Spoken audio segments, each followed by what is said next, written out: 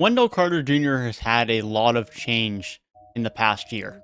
A new team, going from Chicago to Orlando, a new contract after signing his rookie extension this offseason.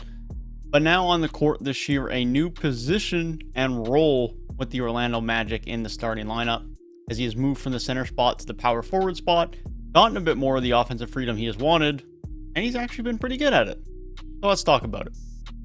Wendell Carter Jr., of course, was the main player centerpiece of the trade last year that sent Nikola Vucevic to the Chicago Bulls and Wendell Carter Jr. to the Orlando Magic.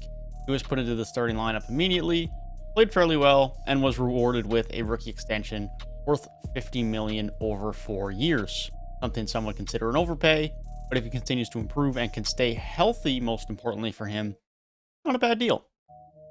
This year, however, he hasn't been a swap for swap in terms of the center role for Orlando, as Mo Bamba has been at the center spot and Wendell Carter Jr. has been at the 4 for the majority of his minutes. He is still playing some time at the center, but most of his time is at the 4. Alongside that, and those more minutes at the 4, he has been used more as a spacer. He has been used more as a three-point shooter. He has been used more on the perimeter, and he's been able to use more of his handle and be able to attack the rim and not just spend as much time in the paint.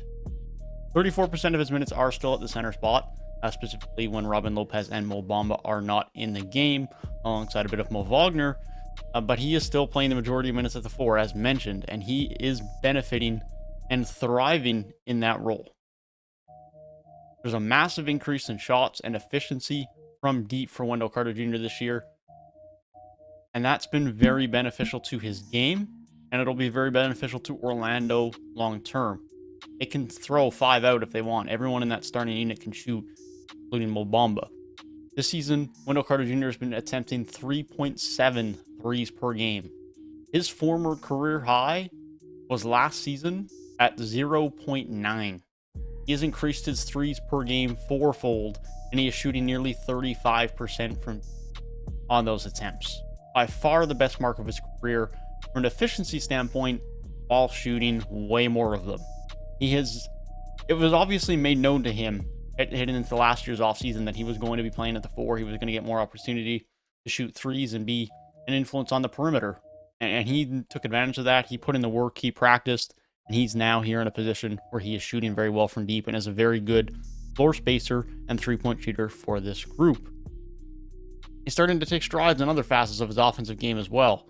He is incorporating a bit of a mid-range game, although it isn't at all influential or any bit significant at this point in time, but he is starting to get there, get a little bit more comfortable with it and experimenting with it. Most of those mid-range shots are off of catch and shoot opportunities, but some of them are coming off of the dribble and some fadeaways from post-ups, and they're not exactly at the efficiency you would love to see yet, but he's starting to evolve the offensive game further into having a bit of a mid-range presence and could get there over time to a point where it is at least something defenses have to respect some level of degree.